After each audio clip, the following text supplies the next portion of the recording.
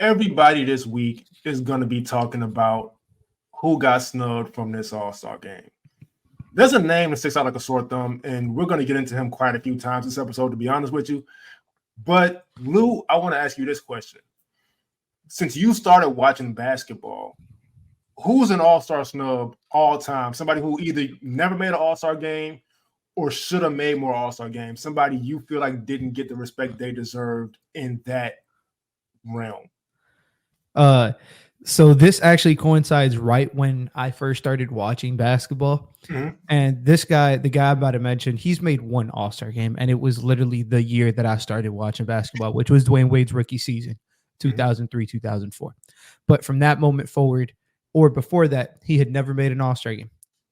A guy that people called Silky, that was his nickname, is Michael Redd. If you don't know who it is by now. He was so cold. Cold, man. And vivid memories of me being a young kid and watching him hoop against Dwayne Wade, particularly, and just consistently, man, like giving him buckets, like not letting himself get outdueled. One of the just the coldest scorers in the league for an era of like 4 or 5 years of him just over 20 points. But particular season I want to talk about was the 2005-2006 season. Where he put up 25, 4, and 3. Keep in mind, I know we get. I'm very big into efficiency. The further back you go, the less efficient players were. That's just statistically true. But 45% from the field, 39.5 from 3, 87.7 from the line. That for that era was damn near 50, 40, 90 today. Like.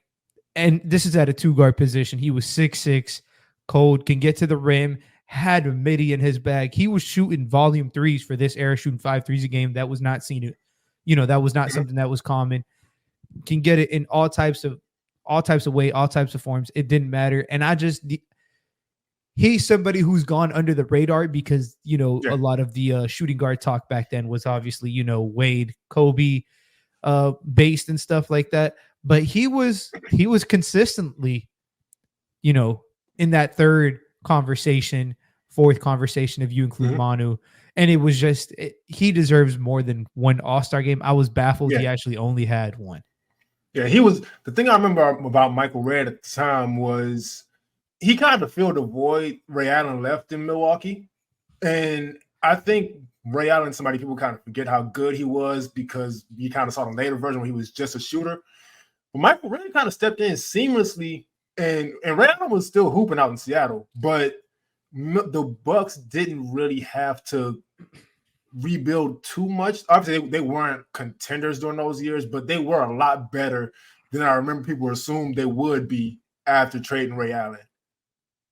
And that was Bogut's rookie year, and Bogut was selected with the first overall pick, and they went 40-42. Yeah, so a lot of that was due to Michael Redd. Like some of the players on the team, like he was basically the sole offensive engine for this team. And because a lot of the snubs throughout the history of the NBA, it's typically their teams aren't good enough. 40-42 should still be good enough, especially with the stats that he was putting up for that time. So I had to give him some props for sure. Yeah, and so mine is a little more of an obvious one, I guess, to some people. And also don't love, we say snub, but I view snubs in a different way than most people do, and I'll get to that in a minute. But my pick is Monte Ellis. Reason being, he made 0 All-Star games. Now, the problem was, and the reason I don't really mind it is because the Western Conference was stacked in that era. So he had to compete with Ray Allen, not Ray Allen. Well, a couple years Ray Allen, actually. But he had to compete with Kobe Bryant. He had to compete with Tracy McGrady, like these top-tier, top-level shooting guards in the Western Conference. He just wasn't going to get in over them. So I understand it. But he was somebody who could give you 25 a game. He did that once. He did 24.6 a game one year. He did you 5 or 6 assists. And that We Believe team, the Warriors team, I believe a lot of people kind of forget not only he was on that team, but how much he contributed to that team.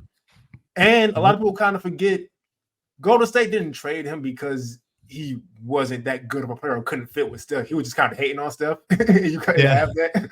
But he's somebody who gets forgotten about, man. And I feel like it's because he didn't make an all-star team. And it used to frustrate me because I was a little biased back then. He's somebody who, man, if you don't, he had a deal with And1. And a lot of people may not remember how much of an impact And1 had back then with hot sauce and all them, but he was on one of the either DVDs or I watched a lot of And1 stuff. So I remember them having like little specials on him and rooting for him a lot harder than most people would. But even still, just 25 a game, 24 a game, 5-6 assists, and just to never really even sniff an all-star game kind of sounds crazy until you remember who was in the conference with him.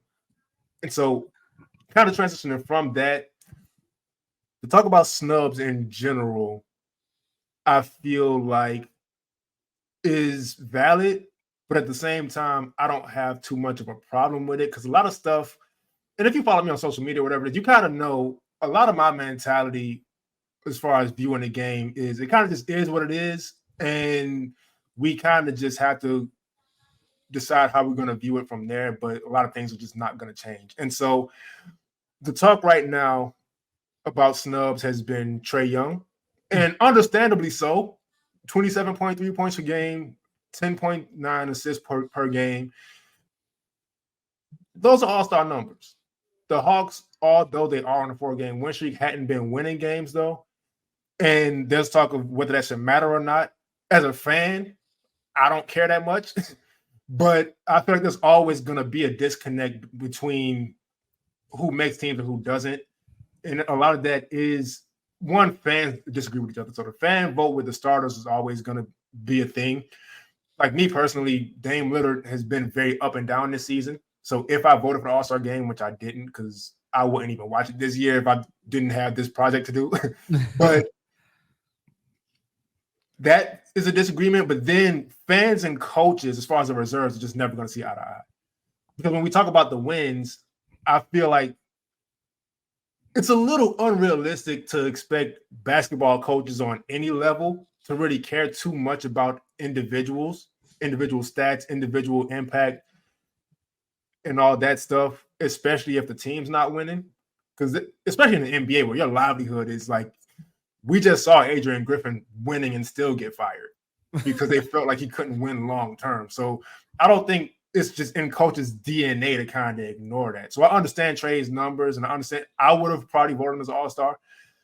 But I understand that aspect also. I understand all sides of it. It's just like you can't really expect coaches to prioritize individual numbers. And also, they're game planning against these guys every night.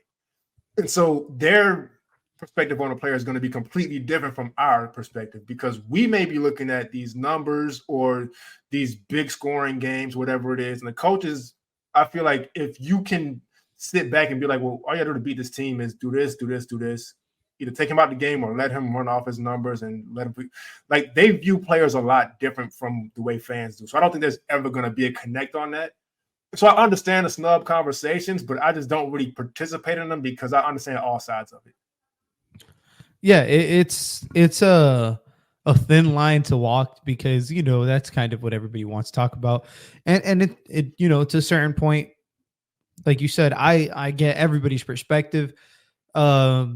Every year somebody's going to get snubbed. Mm-hmm. To be honest, now more people are getting snubbed than before just because there's more talent than there used to be, just in general across the league. So, and like the roster for the All-Star game is not expanding by the means of it. So it's more talent, less people to pick. So it's like, some people are going to get left out. I'm pretty sure some of these snubs, I don't tend to react to the snubs right away because some of these players, just natural course, NBA injuries, yada, yada, they're going to get in. Yeah. Obviously Trae is like the biggest name currently, but Trae's going to get in, guys. Like, there's people that are injured or that are going to get injured that are not going to be able to play, and he's going to take their spot. And some of these people that are injured, they just give him the spot because they're like, look, you were injured. We're going to give you the accolade anyways. Yeah. It's like a way of making that, that 12 roster, like 13, 14, 15, that's the way I view it. So that's why I don't really pay too much attention to it, but it's, it is what it is. And here's what I will say though. because I've been watching All-Star games since 2003, and there was kind of an issue with this back then also, but it wasn't as bad as it has been recent years. I don't want to see a single player complain about getting snubbed and then get in there for injury and still be out there on that layup line shit. That's been the biggest slap in the face to NBA fans over the past few years. Because these people are taking time to vote. They're taking time and I didn't this year because I got to a point where we don't have to we don't have to put you in these. And I understand there's NBA fans do have a sense of entitlement in some sense. But at the same time, if people are taking time to vote for you, and this is an everyday thing, you're pushing vote, and then if you don't get in, you complaining and all this stuff. I'm so tired of seeing guys 1 year complain about not making the All-Star team and then make it the next and give the fans nothing. You can go out there and the thing is, we're watching, and it's not like back then where the only time you could see these players together was the All-Star game, to where all right, you know what? T-Mac and Kobe are on the same team. Western Conference All-Stars. I'm loving this. I don't really care what's going on. This is crazy to me. It was like collecting Pokemon cards kind of back then. But now it's we're seeing Drew League. We're seeing Miami Pro. We're seeing Rico Hines. We're seeing all these players play together anyway. And we're seeing these players give a lot more effort, even fully understanding they're just working on their games and they're doing stuff they don't typically do in NBA games. But we're seeing the effort. We're seeing the competitiveness. And then when it's time for us to vote on who plays, they're going out there and they're giving us nothing. And it's man, all right, well, you know what? Next year, don't say shit to me. Bingo, you hit it on the head. Effort level is a problem in every All-Star game. Basically, I don't want to say every, but 90% of them recently have just been really bad. I think the best year was the recent year where they added the 24 target score, the target score. That was the best All-Star game in recent memory, at least from my perspective, in my opinion. In terms of competitiveness, people wanting to give it something, and besides that, it's more like you said, it's more for I feel like it's honestly, I feel like it's for the younger generation just to get to see the players together. But there's players who have publicly said that they don't want to be all-stars. They'd rather take the time off. So that's not a good look for the league, but It just goes to show some people just don't want to waste time. Yeah. And if the players feel like they're wasting their time going to the All-Star game, imagine how certain fans feel who are diehard. And this is probably, the only chance you're going to get to see, like you said, Giannis and Curry play together, etc., whatever it may be. And, they're just not giving it their all. It's kind of unfortunate, but it is what it is. So look, I'm going to watch this year because we're going to have to talk about it. But man, give us something. And imagine back when All-Star Weekend, when All-Star Game always landed on Valentine's Day and people made that sacrifice to stay home and watch it together. Man, you want to talk about ruining somebody's day. Relationships, man.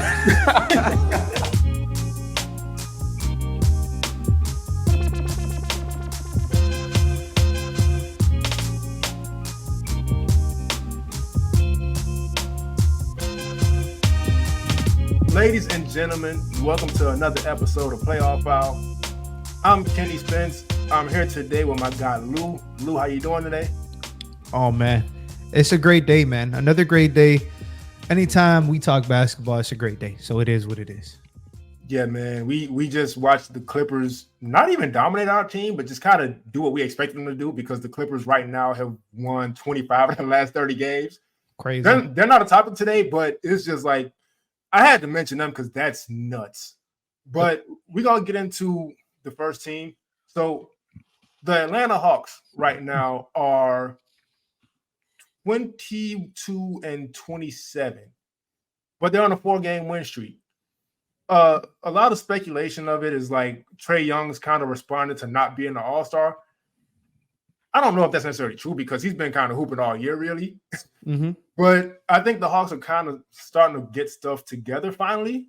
They've just beat the Warriors. They beat the Suns in this stretch. They're not beating little weak cupcake teams. Like they kind of look like they're turning a corner in a sense.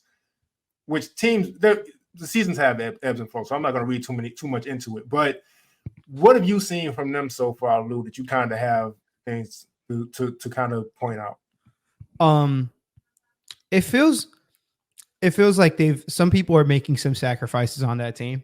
Mm-hmm. They're letting other players shine more. Even Trey has his the playmaking, while it's still there, he's gotten off the ball a little bit more, letting other people create. And it just feels like they're just hitting a stride. A lot of rumors surrounding this team. Like, let's be honest, guys, like the Bogdanovich, the DeJounte Murray stuff. It is what it is. They're rumors for a reason, but it impacts players. It impacts how they play. It impacts how they want to be perceived in the national media for whatever reason it may be. But they've been turning a corner.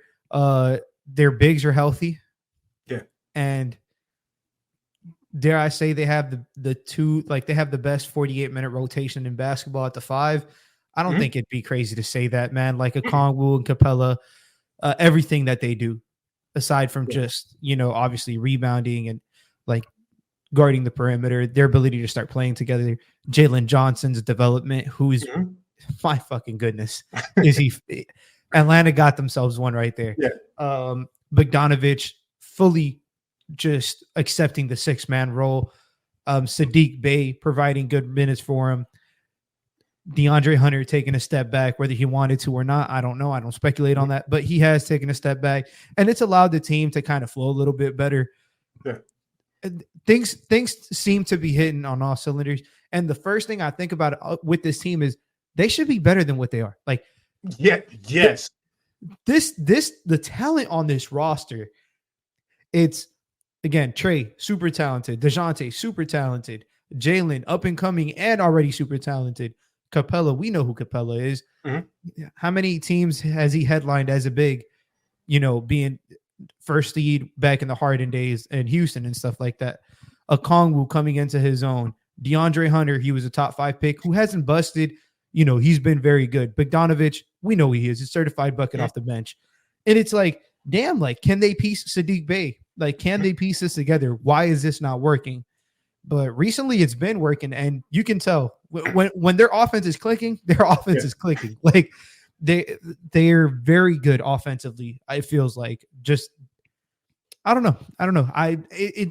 It's one of those teams that I'm generally, sometimes I watch them and I'm baffled that their record is this bad. Like, that's the best way I can put it, which I guess I don't know who that falls on. I don't know where the blame falls on. I'm not going to point any fingers, but they should be better than this, is where I'll leave it at. That's how I feel personally. And it's been that way for a couple years. I don't really understand.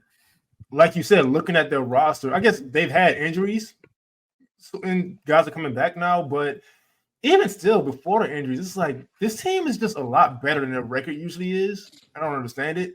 I think people can kind of say what they want about Clint Capella, but I think him as a defender, interior defender, rebounder, and lob threat, I think that's like the perfect match for Trae Young. But who I really want to get into is Trae Young, because we can talk about the scoring and the passing. That's been there really since like the second half of his rookie year. We understand he came into the league struggling, but during this stretch, I noticed he's really competing on defense. Absolutely, and we've never seen that from Trae Young before. And that's what I always say about players, because this is a whole thing. I was probably going to say this before a different time, and I think this is just a perfect time to kind of bring it up.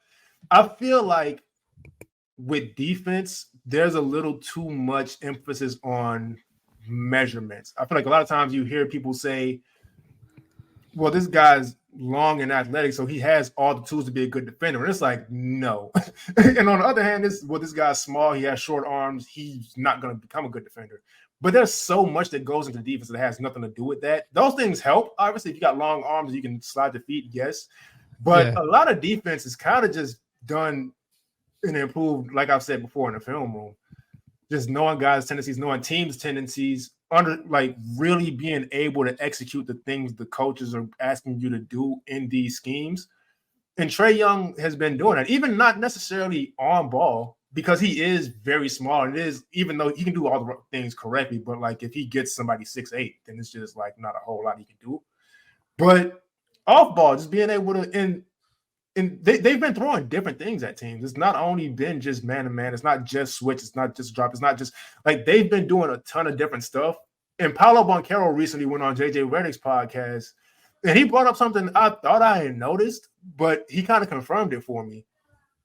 They had to go away from trying to target Trae Young because he was doing such a good job of hedging and recovering and closing out on who he left when he hedged. And it's like, I don't want to let that just go by and not give Trae Young credit for it, because I feel like his defense has obviously been his Achilles heel his whole career.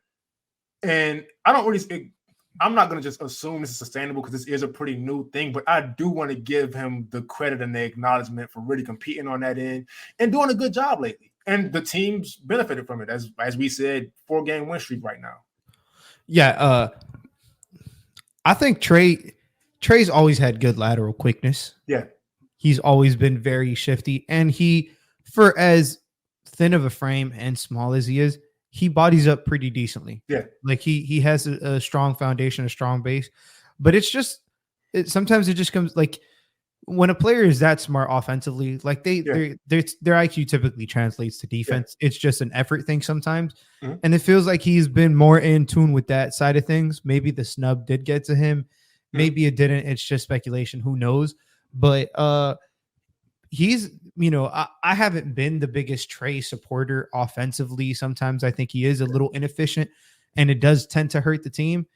And defensively, we know his limitations. But even as somebody who isn't the biggest fan of some of the things Trae does, I can acknowledge, and I will fully acknowledge, his defense lately has been very good. His efficiency offensively has ticked up, which has been my biggest critique with him.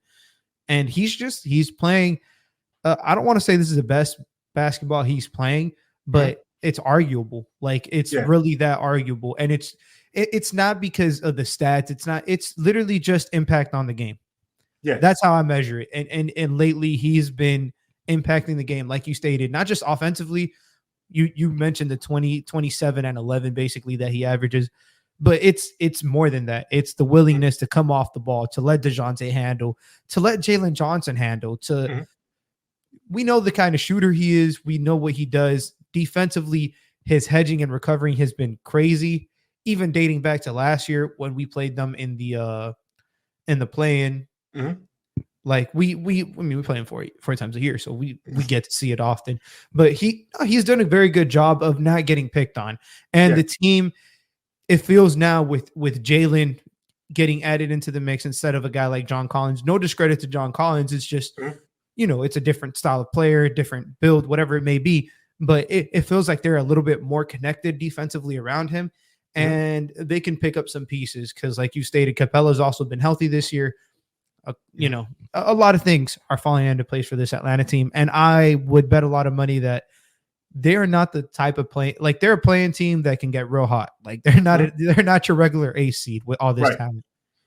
So DeJounte Murray, now it feels like those trade rumors came out and then he hooped a couple times and the Hawks were like, you know what? Let's not even play around with this. He's not available anymore. We're good. Don't ask us about him.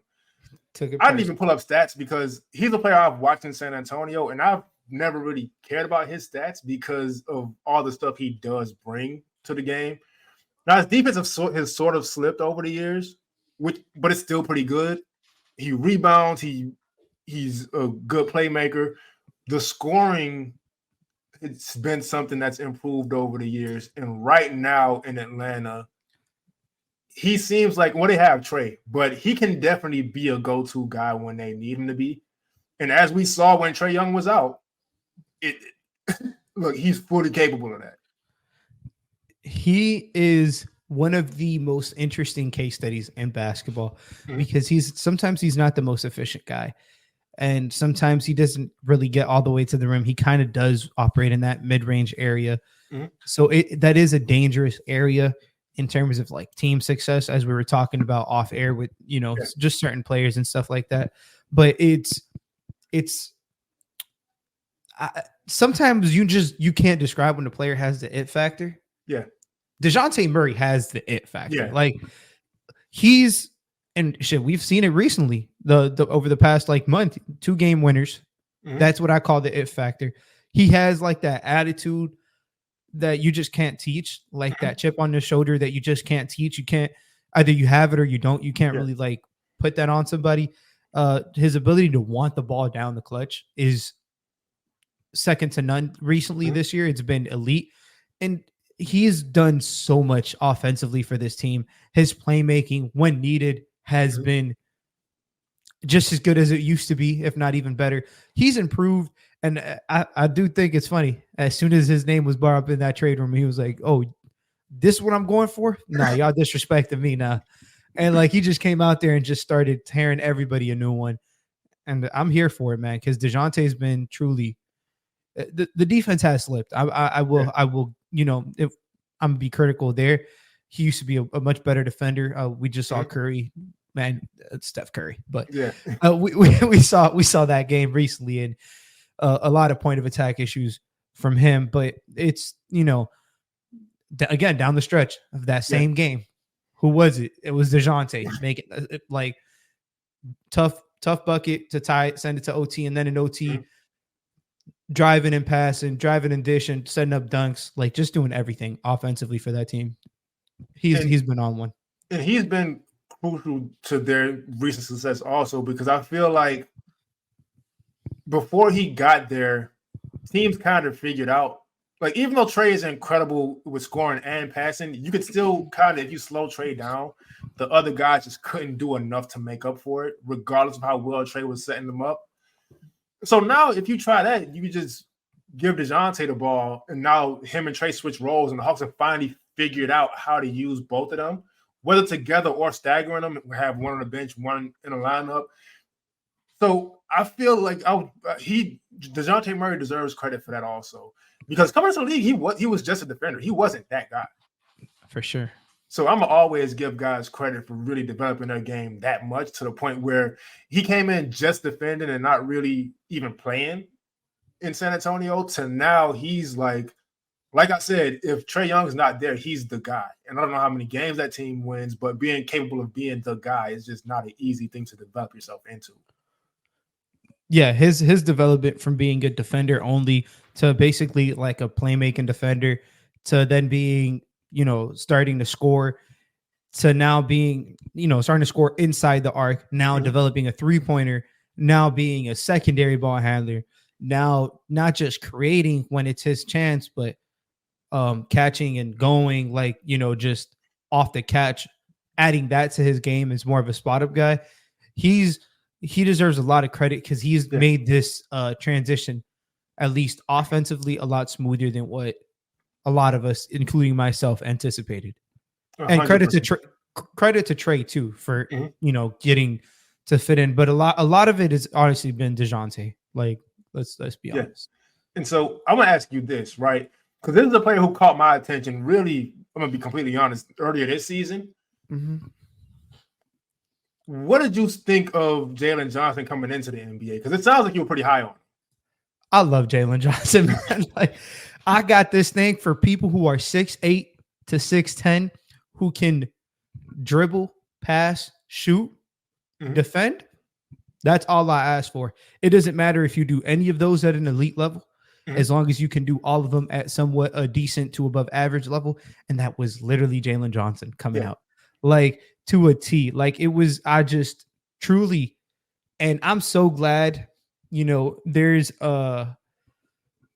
you know, sometimes less is more, like less players is more. And in his case, once John Collins left that team, it gave him the freedom, and he's added so much to this team in terms of, talk about secondary playmaking. Man. Now they've added, now they're not just a pick and roll team. Now he can do dribble handoffs, because, you know, Capella and Okongwu, that's not really their thing. Now he can operate in short rolls, because, again, Capella and Okongwu, that's not really their things. Like, he's added so many elements to this team, and this guy is 20. I believe he's 22 years old. Yeah, 22. He just turned 22. Like, insane. Like, they got themselves one defensively. We know what, I mean, you should know what he is, because he's a menace. And I would not be shocked.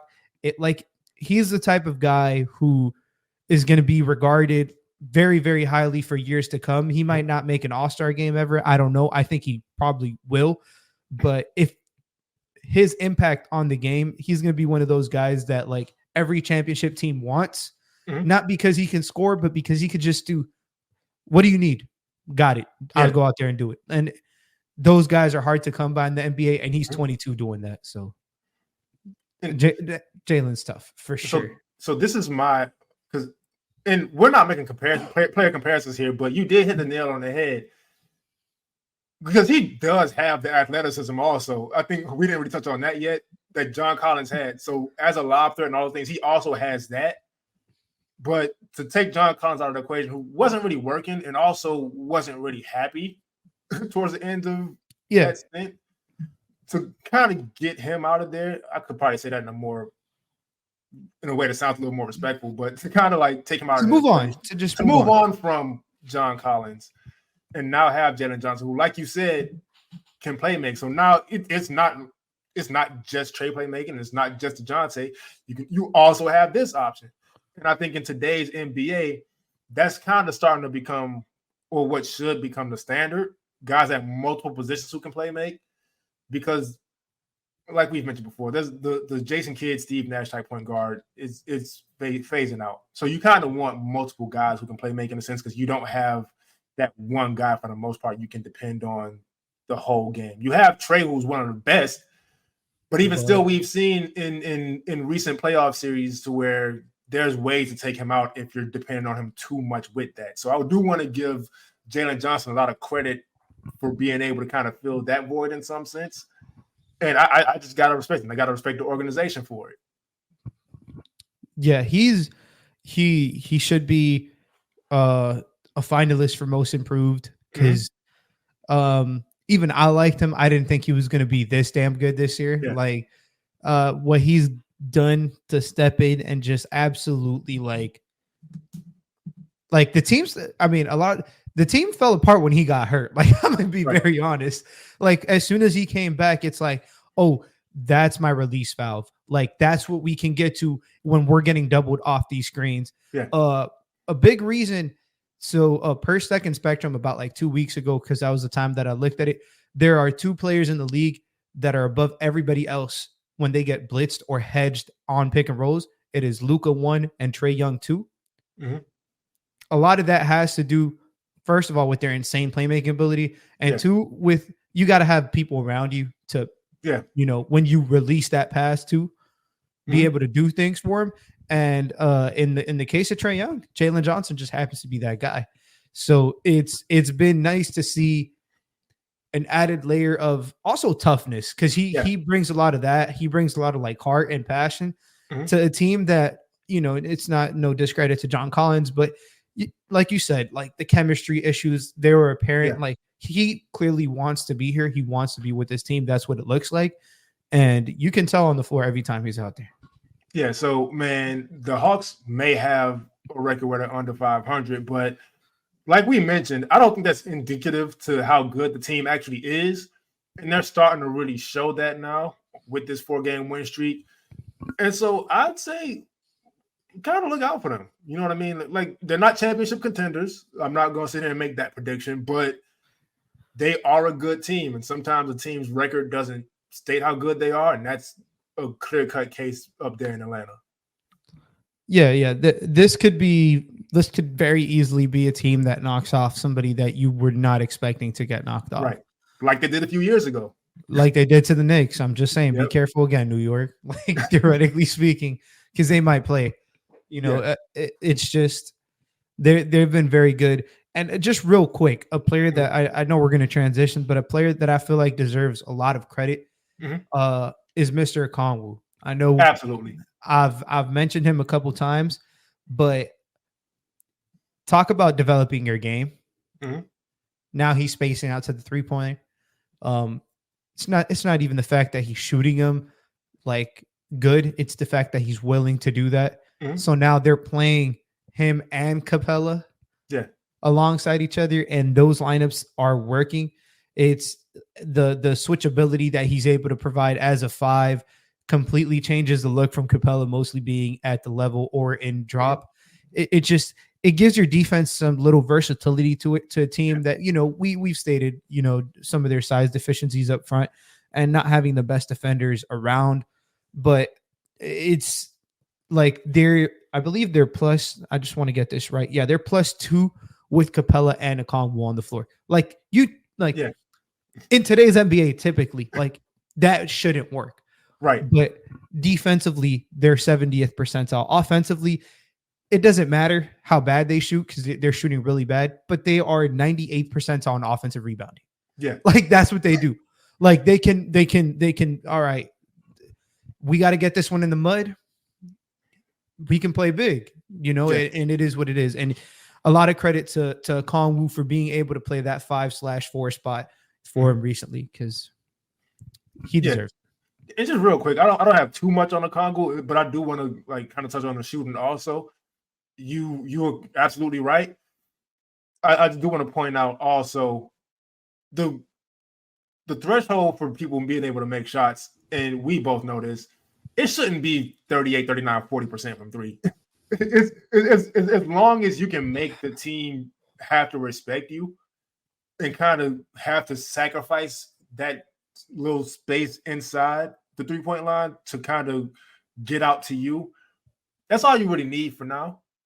And I feel like Okongwu is starting to get to a point where he's making teams make that adjustment.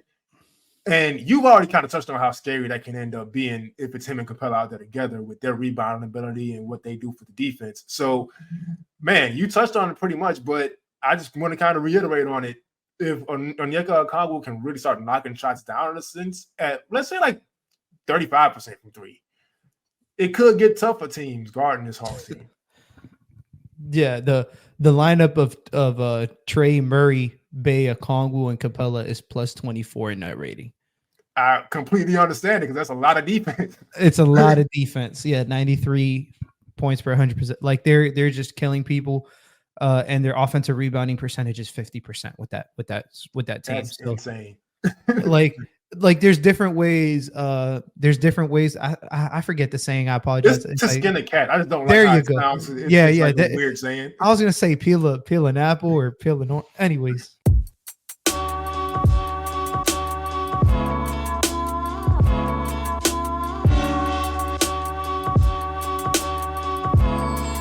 The Golden State Warriors. I understand they've struggled this season, but I never bet against the Warriors. And what I'm about to tell you is a huge reason why. Did you know that since Draymond Green came back to the Warriors on January 15th, they're leading the league in points per game at 127? Gotta love Draymond Green. like for real. We can have a whole Draymond Green show one day because he is fucking sensational. Like there's no other way to put it, man. He's literally like the little engine that could, like, because he's undersized. He's not athletic. Like he's not as athletic as some of the people who are undersized. He's a little bit older now. Just awareness, knowing where everybody's at all times, offensively and defensively. Responsibility on the high post. Now he's shooting the 3 ball more willing to shoot and knocking him down. Exactly. And it's just, he's, you know, like a player, he's always a step ahead. Always. It doesn't fail. And even when he like messes up, you can see what he was seeing. Yeah. And somebody just made a great play. But he deserves every bit of credit that he probably doesn't even get.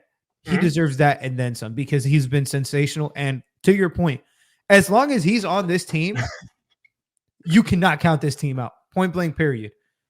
If him and Curry are together, we'll touch on Clay a little bit. But if him and Curry are together, by all means, like I'm not counting them out ever. Because man, and we touched on it in the episode where we did the draft for current players and their legacies and all that stuff. His impact on, and again, I'm not giving him credit for Steph because Steph is Steph. but that yin and yang of, and Steph is an incredible defender. Now, it's not even like, I'd say the past couple of years, he's been a pretty good defender. I was watching him in that Hawks game. He's just great on that end.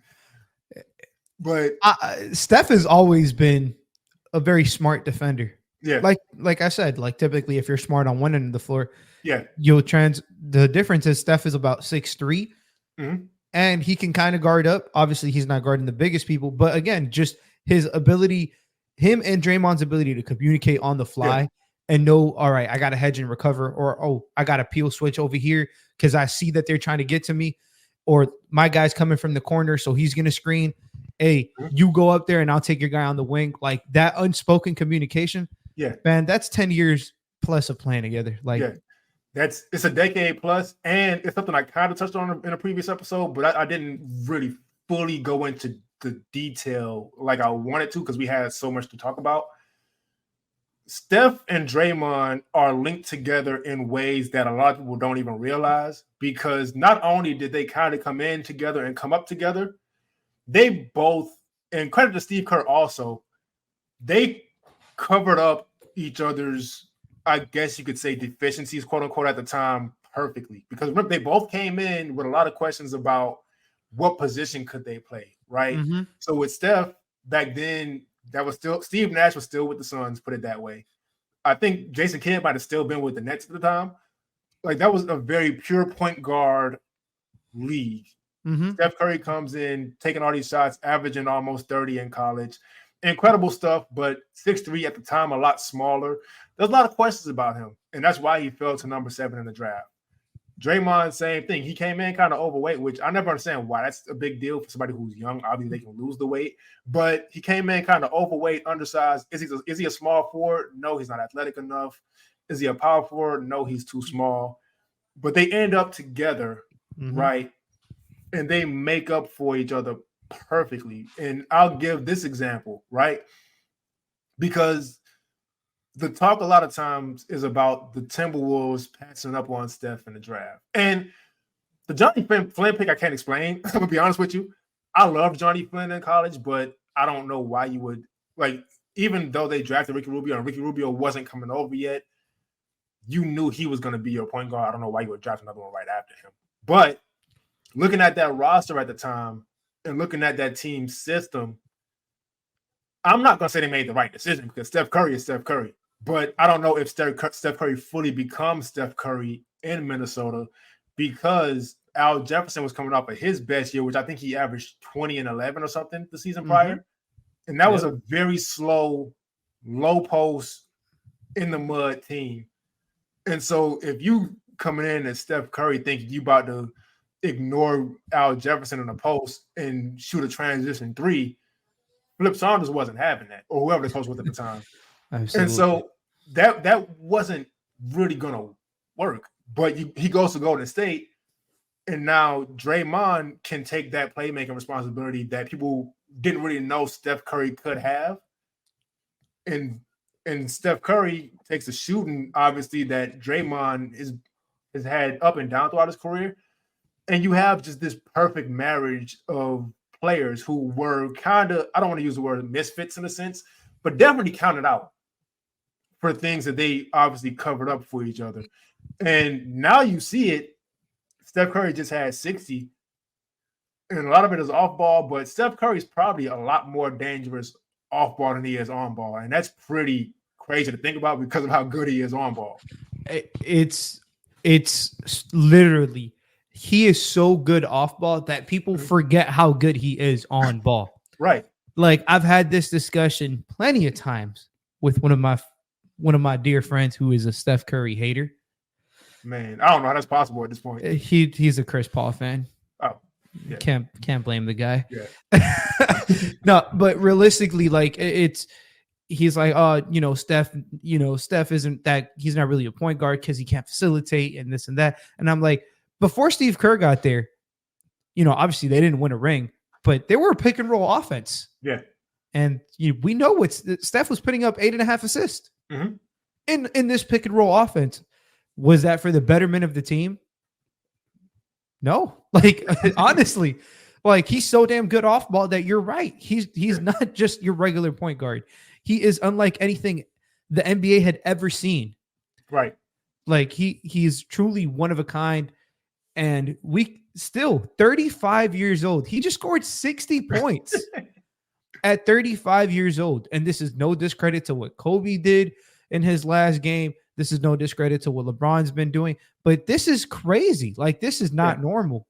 Like just because these other players have done it, this is not normal. The way in which he interprets space on the basketball floor is damn near second to none. Right. 100%. His ability to read and react, screens, off ball, screens with the ball in his hand, just gets probably has one of the fast. What? And I'm not cutting you off. I'm going to let you get right back to it. But I did want to kind of put this in there as a pick and pop threat. He killed Atlanta in that pick and pop last game. Crazy. But yeah, you can go ahead and no. To your point, like his ability to just completely understand what space is on the floor and how he can exploit that space. Credit to Draymond for getting it to him in that space. Mm-hmm. Credit to Steve Kerr for creating this offense that was not traditional whatsoever at the time. It was frowned upon. The Mark Jackson firing was actually very frowned upon by a lot of people, I remember at the time. And it, like just to what they are now this year and to what they're doing now this year. And Draymond still being a crucial part of this team. Steph still being a crucial part of this team. And Kenny, I just got to lob this up to you because I know this is your kind of player. And I'm trying to make it easy for you. Jonathan Kuminga. Now trying to get incorporated as a part of this team, like future of this team. Like we talked about the past, talk about handing the baton to Mr. Kuminga. So I understand, like we've praised Steve Kerr a lot so far in this segment, and he deserves it. I'm gonna be honest, he deserves it. But they all are also typically when we put these shows out, when we put these clips out, fans of these teams watch and they have their own opinions. So let me just say, I fully understand people's frustration with Steve Kerr at the same time. He makes a lot of weird ass decisions. Yep. And one of the weirdest decisions he's been making not as of late, because he finally fixed it, but just not giving Jonathan Kuminga that opportunity. And Jonathan Kuminga's last 8 games, he's been playing, he's had the opportunity, 24.6 points per game, 6.6 rebounds per game. It was like he could have been doing this whole time. And the Warriors right now are 21-25. I'm not going to put too much stock into that because, once again, Draymond's missed a bunch of time. We know how much he means to this team's winning and losing. But now you got Jonathan Kuminga, who can also really be a threat out there. Yeah, since he's been a starter, full-time starter since December 14th, 18 points on 58.4 37 and 77% shooting. Man. 58.4. That's the number. The 37%, that's great. The fact that he's able to do that. He's not a high volume 3-point shooter. Right. But in the space that is this Warriors offense, his ability, and I'm so happy that they're letting him just like it felt like he's been on a leash the whole time. And they're like, fuck it. We need you. Like literally, like it got to a point where they're like, we don't know what we're doing. The start of the season was not pretty. And they needed him.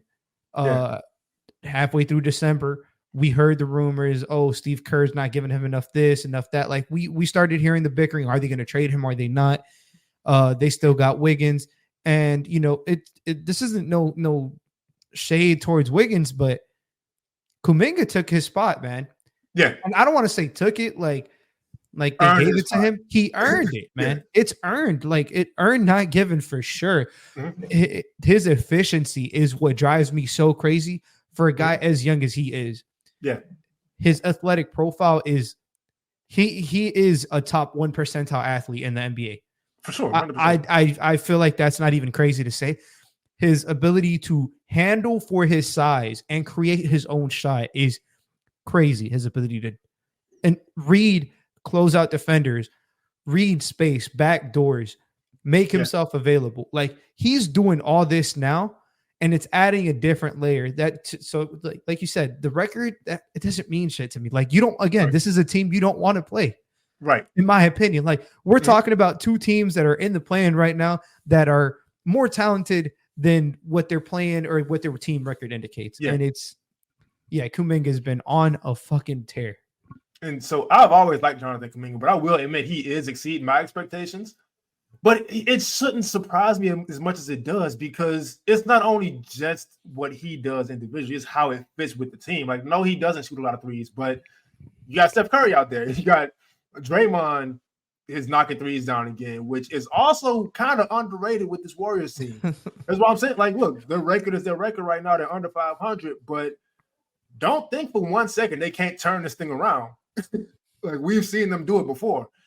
And so you have Draymond with the playmaking and being able to knock threes down again and all this stuff. You got Steph as Steph. Clay we'll get into in a second. I'm not too worried about his shooting, mostly because a lot of that is just he takes weird shots lately. He must be in his head or something. But if Clay is to kind of get his shot back, Steph Curry is Steph Curry. If Draymond's still knocking these threes down, and now you got Kuminga in the paint / mid-range space, being able to do what he's been doing recently, I would look out for the Warriors. Yeah, and talk about a team who has done an excellent job of drafting and developing their players. Yeah. Almost this entire team is literally just homegrown and developed.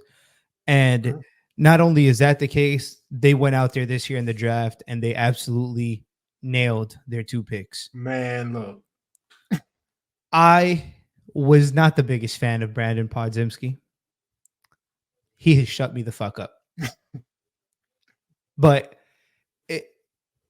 it's what he's being asked to do that he's literally not being asked to do anything he was being asked to do in college in terms of creating his own shot. And I think that's perfect because that's where his weakness lies. He's not the most explosive, quick player, but he's really heady. And he's on a team that, like, this is what they like. Yeah. Every player we've talked about, they're really smart, operating into space, knowing when to cut, off ball IQ.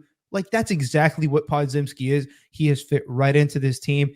A fucking elite rebounder for his fucking position. Man. He goes up for every rebound, gritty as hell, just crashes relentlessly. Even if he can't get it, he's like, the big's not getting it either. Like, he'll just tip it out, try to tip it to his teammates. And playmaking, I mean, that was one of his pros for sure. But playmaking, my goodness, can he pass the ball? He had like 14 assists the other night. Yeah, and 11 rebounds the game after. Like, just putting your fingerprints on the game in whatever way possible. That is definitely a steal, considering they got him with the 19th pick in the draft this year. For sure, a fucking steal. I know that I know for a fact that the Heat were into him. Like, they really liked him. And he worked out with the Heat. I had somebody tell me that his workout went really good. Just Jaime was on a different tier during his workout, but Podziemski has been cooking, and I got it, bro. Trace Jackson Davis. He's been what they needed. Oh my goodness. Talk about a playmaking 5 who has bounce. Yeah. Like, in Indiana, that was literally what he was. He was, I think he played 3 or 4 years at Indiana. Just got to a point where college was too fucking easy for him. Like, literally, like, I saw this man completely dismantle teams his whole last year at Indiana. And now he's on a team where he's not being asked to be the sole scorer, but he does what he has to do, and they take advantage of it due to the space. Really good defender. Crazy lob threat. Like, that's not even like it. The dunk he had. I can't remember now who he dunked on against the Hawks. My goodness, bro. I literally, I think it was Capella. My jaw dropped. I was like, holy fucking shit. Like, there's no way he got up there. But his ability to be something else in the realm, nobody's going to be Draymond. Like, that's not going to happen. But him to kind of provide something in that realm, something different than what Looney gives them, some youth and some quickness to it. He's also been a plus, considering they got him with like the second to last pick in the draft. For sure, they had on that. But remember, and the Warriors, I got to give that organization credit. They know their identity, and they, first of all, Brandon Pajemski, you kind of touched on everything, so I don't have to bring up much aside from. He's just a player you would hate to play against, and that's been what the Warriors have kind of built themselves on this whole time. When you talk about Steph, first of all, on ball, and then also off ball, being like Rip Hamilton. Just you got to constantly chase him around. You got Draymond being able to guard 1 through 5. You don't want to play against him. And now you bring in Brandon Pajemski, who is, I don't even know his height, probably 6'3", rebounding like he's 6'11", 7 feet. They had him listed as 6'5" or 6'4" in college. Yeah, but I'm not buying that.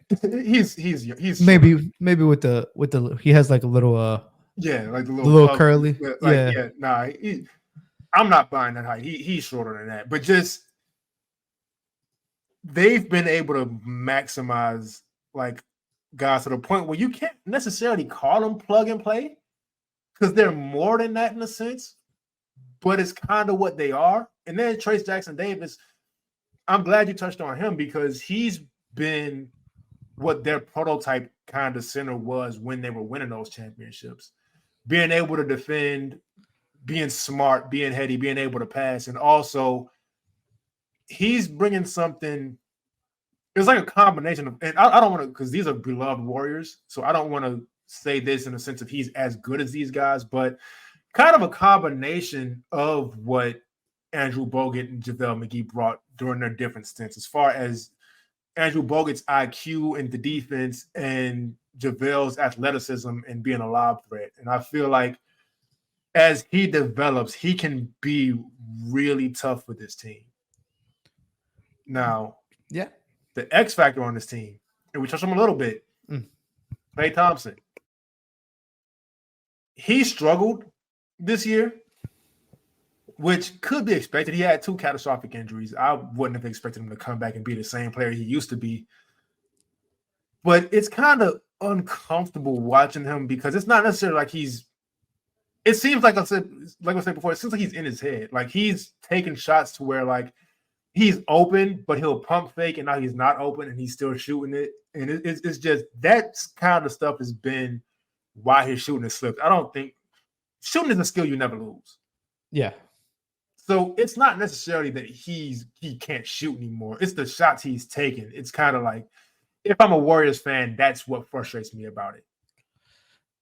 Yeah, his shot selection recently hasn't really particularly been something that I've enjoyed. Like you said, it feels like he's kind of just forcing certain looks or trying to get himself into a rhythm.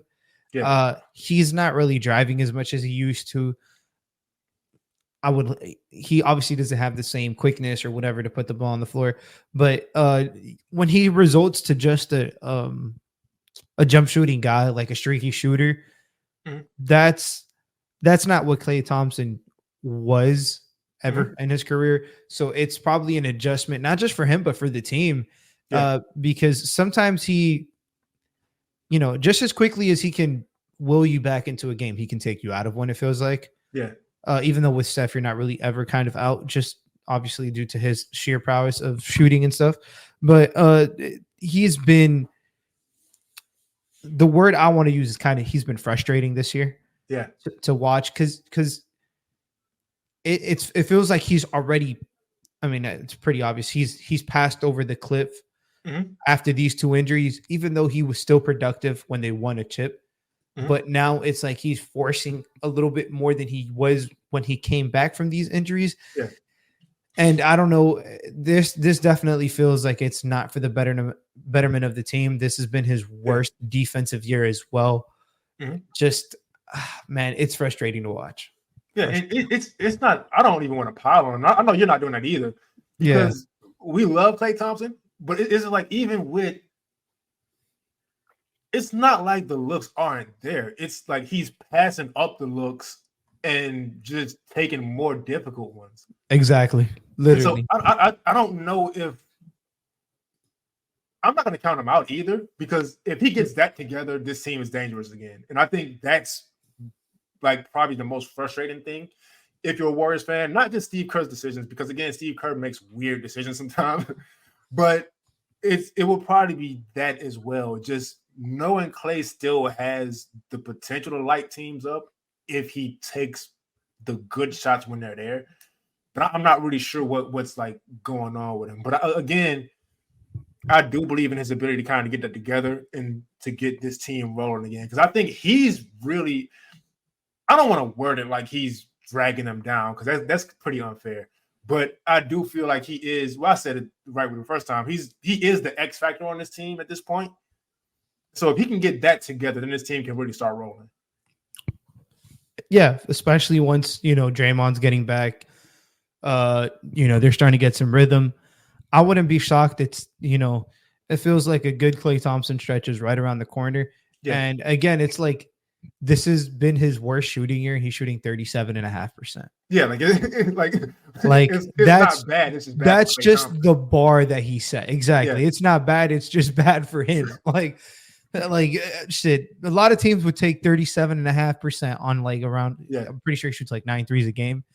Around 9-10 threes a game. Any team, if you're like, do you want this shooter? Everybody be like, shit, sign me the fuck up right now.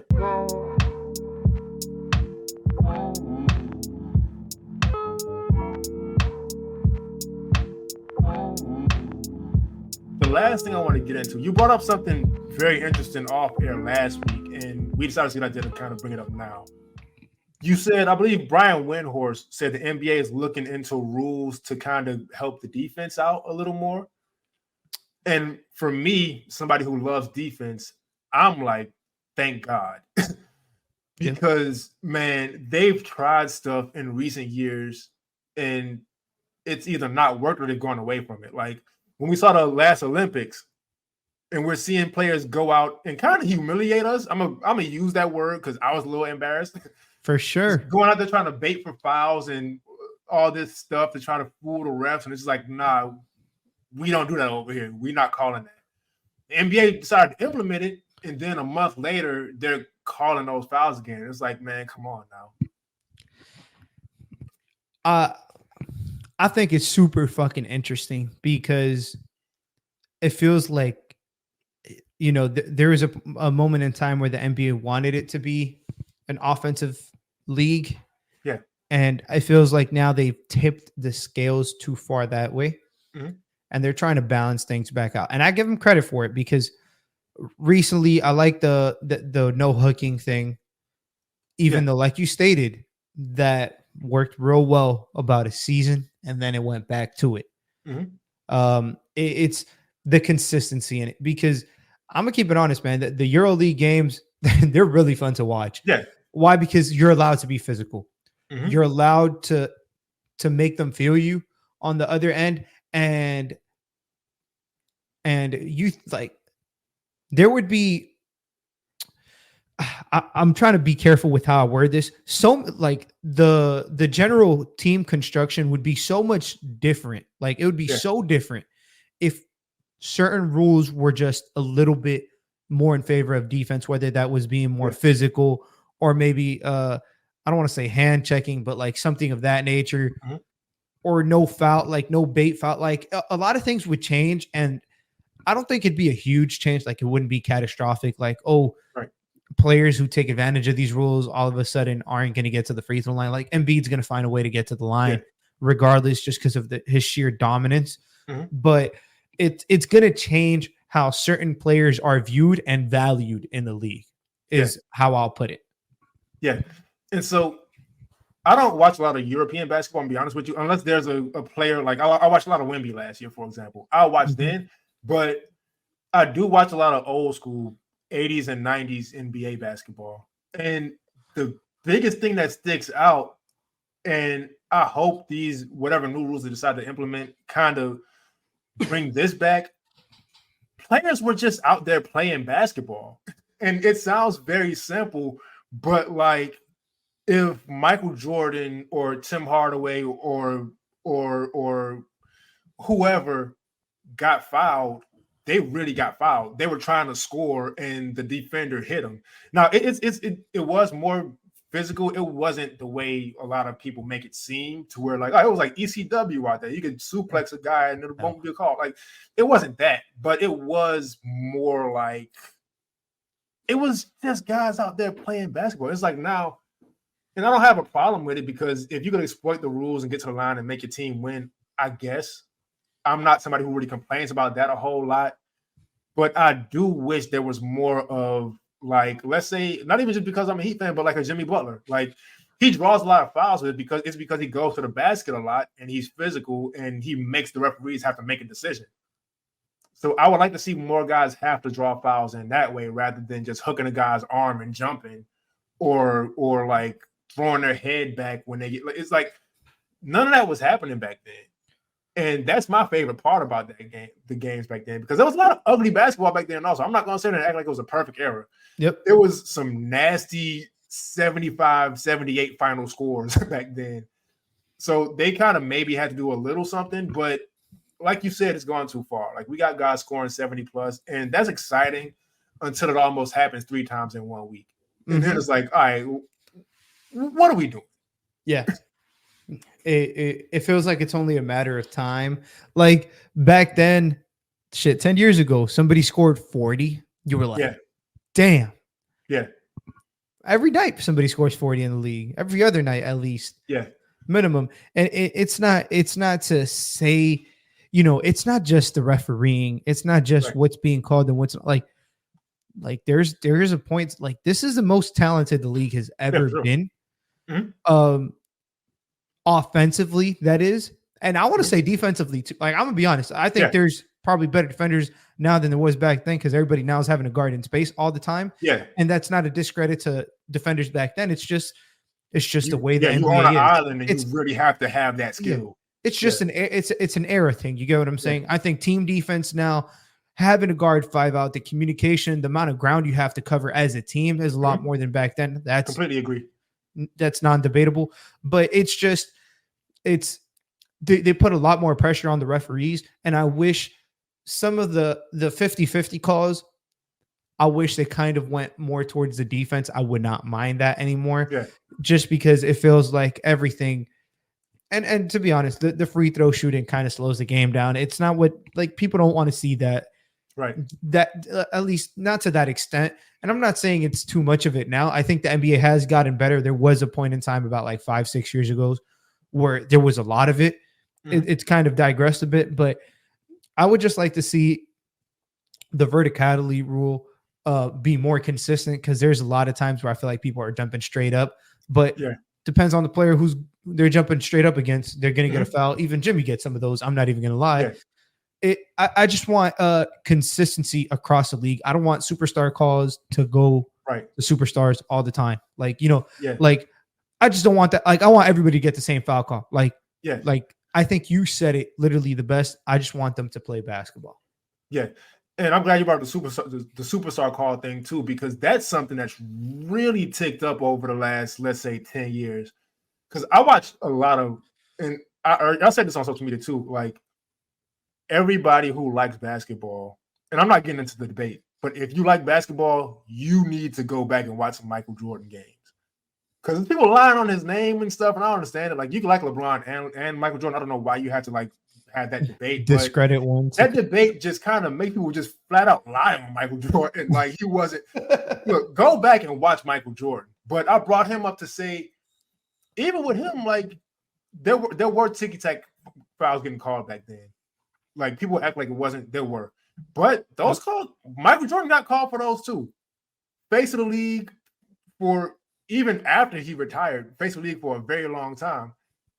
He got officiated pretty fairly for the most part. I understand Magic Johnson made the joke at the photo shoot, you can't touch Michael, whatever. I watched a lot of these games, and Michael Jordan would get clobbered and be in the ref's face like, why wouldn't you call that? And I'm not saying guys should, like, if you get fouled, it should get called. But the favoritism now with superstars, and like the other night when during Steph's 60-point game, Trae Young tried to take a charge, and it was clearly a block, but it was on a G League player. He's Trae Young, called it a charge. And it's like, you can't lie to our faces with this either. Like, they even challenged it, man. Yeah, they challenged it, reviewed it, and still they called it a charge. And it's like, there's no point in that. Just let these guys play basketball. The superstars are gonna stand out. You don't have to help them out any more than they're already helped out. It shouldn't be an agenda. Right. Like you don't have to spend a whole summer saying we're gonna find players for flopping. And all due respect to him because he tore his meniscus, but we can see Joel Embiid out there, right? Like, don't reward that. He's gonna get his points because he's Joel Embiid. He's the most dominant player in the NBA. Don't have him shooting 20 free throws because he's throwing himself around. Exactly. And it's no discredit to Embiid because right. I don't think he needs to do that to get his fucking points just because he's so damn fucking good. It's just unfortunate resorting to that. Yeah. And then again, when this is the biggest thing, in my opinion, in the playoffs, those 50-50 calls aren't 50-50 no more. They tend to go to the defense. Right, exactly. So when these players get accustomed to those calls and then in the playoffs they don't get them, all of a sudden, what's happening? It happened to Harden for a couple years. It's happened to Embiid. And it's not. We just want that shit to get officiated the same throughout the entire course of the year. Why? Because when players get in the playoffs and they're expecting these calls and they're not getting them, it throws off the entire fucking offense. And I'm not making an excuse for Philly not doing anything. I'm not making an excuse for James Harden not doing anything when he was in his time over there. But it's fact. Like, I can't be accustoming you to, look, every day you're going to get this, this, and this. And then in the playoffs, you're only going to get that sometimes. But you know what? That's an amazing point you make, because when you look at the players who get viewed as guys who shrink in the playoffs, like a James Harden, like a Joel Embiid, it is those players who rely on those calls throughout the regular season. And they don't come, and now they got to readjust their games this late. And now they have these bad games because they're going for these calls and like they're jumping into people and flinging the ball up and there's no whistle. Now the percentages go down, and you may not have watched the whole game. Look at the box score, and you see they shot 6 for 21, and it's like, this guy's trash. Look at him; he's scared of the moment, whatever it is. But it's like he's playing his game. It's just officiated the correct way now, and so don't even set that tone in the regular season. Just let him figure it out, because these are great players. James Harden is a great player. Joel Embiid is a great player. Let them figure it out in the regular season. And now they go into the playoffs and they know they can play the way they've been playing, the way they've adjusted to playing. And now we get better basketball. Yeah. And it's not just the officiating from that aspect. It's the, I think, like, an unspoken rule that I think needs to change. I want players to be more chippy. Like, I want like the refs to not let the, like, I don't want nobody to fight, man, but like, let them talk a little shit. Like, like, and maybe I'm the only motherfucker who feels this way, but I genuinely enjoyed basketball when there was rivalries. It feels like we've gone so far away from that. Everybody's buddy. Man, fuck that shit. Like, honestly, like I don't go to the park. Like, even like when I go to the park, I'm not going there to make friends. Like, I'm trying to hoop. Like, I want to, even if it's against my friends, I'm trying to, I'm like, generally, like, I don't like them when I'm playing against them. And it is what it is. Like, we need some more of that edge to him. That's why I respect what Draymond does. Sometimes he does take it too far, but he never can you say, like, oh yeah, that's his friend, so he ain't going, never that. If anything, it's the complete opposite. It's like, oh, that's his buddy. He's trying to lock that shit up. But the thing I will say, I think that's on the officials, because for sure. Because I think that's 100%, because you don't want to get a tech. Like, guys compete the hardest against their friends, really. Because think about, like, those old Knicks Heat rivalries. Patrick Ewing and Alonzo Mourning are best friends. He donated him his kidney, man. Like, come on, he saved his life. They are best friends, but when they got on the court, they were allowed to compete.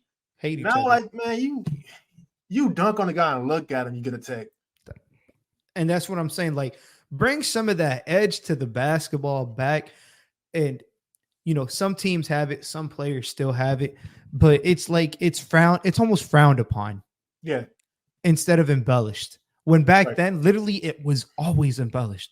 Like, people love that Zoe talk shit. People Mhm. love that UD talk shit. People love that Meta World Peace was a fucking, Psychopath. Ron Artest was a psychopath.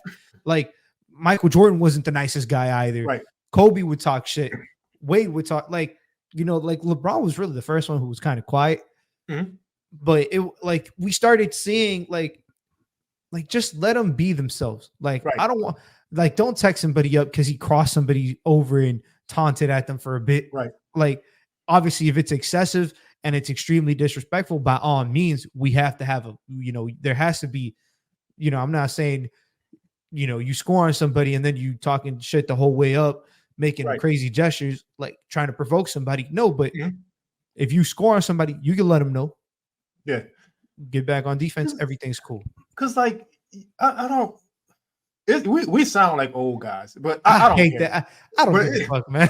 Yeah, but like it is like because you can't tell a guy he can't guard you, but you can hit a three and do a bow and arrow into the crowd. Like just let guys compete. And I understand, like I said before, I'm putting it 100% on the officials. I'm not putting it on the players, but players get all the blame for being too friendly. But understand, like, if I played AAU with a guy since I was 12 years old and we were roommates in Vegas and all this stuff, I don't hate him. But on the other hand, he was ranked number 1. I was ranked number 2. We've been going at each other this whole time, our whole lives. No, if I get drafted to the Celtics, he get drafted to the Lakers, I don't hate him.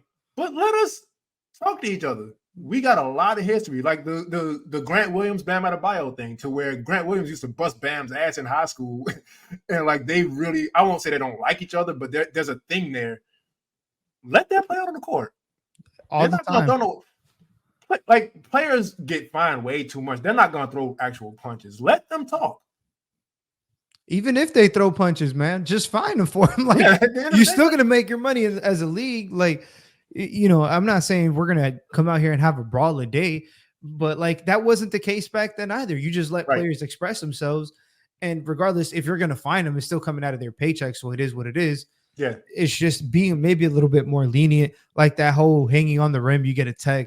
Some of these hanging on the rims, like people are getting texts for, is ridiculous. Yeah, it's just protecting themselves. Yeah, it's just the officiating has to change.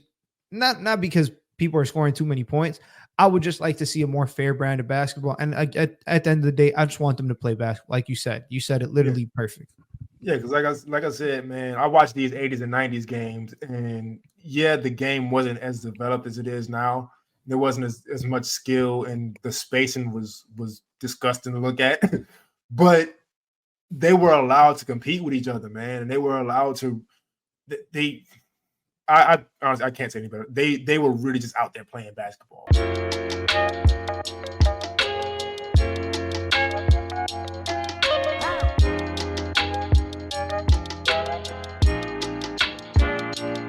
But speaking of being able to compete and physicality and excitement, there's been this thing really since last season to where there are people who want to ban charges. And I feel like that's the worst thing you could possibly do. I understand guys are getting injured, right? But when you look at these plays, that's kind of on them for trying to dunk on people who are about it. Like all right. So these players, it's like Giannis got injured, Anthony Edwards got injured, Joel Embiid got injured. These are some of the best players in the league. And I understand you don't want those injuries to happen, but they know where the help is coming from and who's going to try to take a charge, who's going to try to block the shot. They're going for dunks. And I'm not blaming them for that. And you never want to see an injury, but you don't change that rule or get that rule out of there, because what happens now is smaller defender, like anybody under 6'8", just has no chance as a low man now. Like, because they're not going to block the shot. And so like I just don't see that as the solution. And the way taking the charge, like and I know from playing, and you've coached before, like how much excitement, like taking that charge and getting that charge call, how much that shifts the game, how much it gets the crowd into it, gets the team into it. Like you don't want to take that out of the game for real. No, and it adds a layer to the players that can play in the league. And it's not to say like if you're the best at taking charges and don't do anything else, you're not going to play, but it gives you a layer defensively to scheme, all right, this player, every time he goes left, force him left baseline, he's not good at stopping in time. Try to take the charge or, just guard the skip pass this way. And it gives you different schemes. It lets different players be viable as Roman. Again, it just it's unfortunate injuries happen. Injuries happen literally on everything, like everything and anything in all sports. It's a high impact sport. It's like a high level of intensity sport. Like we know what they're playing. Like they're not, they're not playing something that they're not going to get hurt in. Like, come on. Like it is basketball. It's unfortunate. And it's unfortunate that the people who are the best tend to get hurt more. That's because they're always going into that trouble because they're that good and they can keep getting there. Yeah. But let's not talk about like there's plenty of players who played a good amount of time in the league and they never get hurt or, they're good with not getting hurt. Like we can't completely tie the defense's hands behind their back and just say, if that guy blew by you and you don't got somebody tall enough to guard the rim, then chalk it up as 2 points. Yeah, it will make things so much worse. And the thing we like about this era is the defensive versatility, the switchability and all that. And so, like I'm saying, man, if you end up with a 6'3" point guard under the basket and it's just he can't do anything about it, that makes the game so much worse. It makes the game so much worse. I understand wanting to protect players, but like at some point you want to protect the product too. Yep, literally. That's exactly what it is. Because if nobody can take charges, that just I feel like it's not even like that happens that common in a game. Like most teams don't even average 1 charge a game, right? But it just makes it all that more valuable. You get what I'm saying? Like that 1 charge could literally, especially in like the playoff game and close game. Yeah. That's the difference between winning or losing. That's 2 points that you probably didn't make, and an and one that's probably 3 points, and they could have came down. That's a 6-point swing just off of 1 play. Yeah, and it's exciting, man. Like for sure. And you watch college too, so you definitely know like when a team is going on a run and they coming back and they knocked a few shots down, and then they get a charge. Happens, they get that charge, like the building explode, like.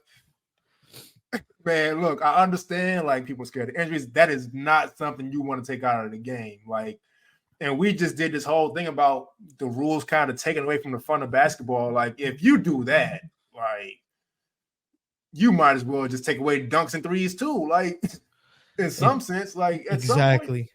Because if you usually say, well, if you shoot a 3, like, you know what, guys are still landing on guys' foot. Like, it's not safe. We should ban jump shots.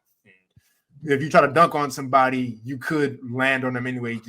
You're jumping to like it becomes too much. It becomes too much. Just leave that rule alone because there's so many other things the NBA could do to increase safety that isn't even like the way players play. It's just the natural layout of the courts, like how close the fans are, the cameras are, how many like times people trip over that. Like realistically, we saw Drew Smith this year completely miss the season just due to there having no space on the baseline when he came out after a contest.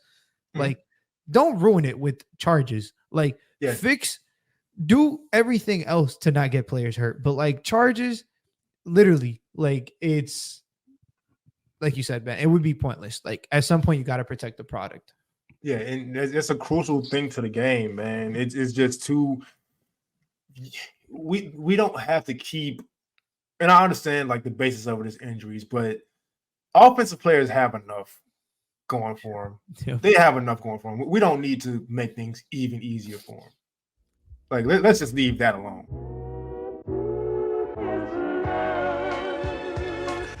Thanks for tuning in to another episode of Playoff Foul. I'm Kenny. You can follow me, Kenny Spence NBA, on my social media. I don't care about that though. Follow Playoff Foul, subscribe, rate, comment, all that stuff. Lou, give me your stuff real quick. At Saucy Takes, no spaces with the Z at the end. TikTok, Twitter, Instagram, but really just Twitter. But most importantly, subscribe tell your favorite cousin, tell your least favorite cousin about Playoff Foul. Whoever it may be, mom, dad, uncle, auntie, best friend, bus driver, whoever it is, please just tell them, give us a listen. It's greatly appreciated, and thank you guys very much, man. If you like the music throughout, that's my brother Devin. His social media is Black Glow Music. Subscribe to him, follow him, all that stuff, and we'll see y'all next time.